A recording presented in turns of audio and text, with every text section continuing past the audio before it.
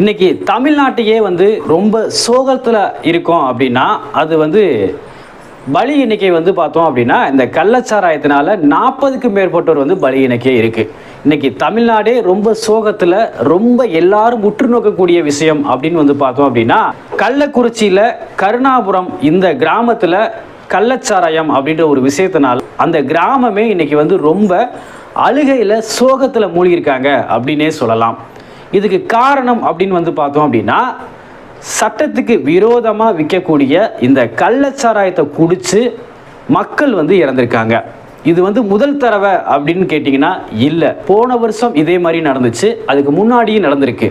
So அடுத்தடுத்த விஷயத்தில் நம்ம என்ன படிப்பனை தெரிஞ்சுக்கிட்டோம் அப்படின்னா இன்னும் வந்து குற்றங்கள் நடந்துக்கிட்டே தான் இருக்குது.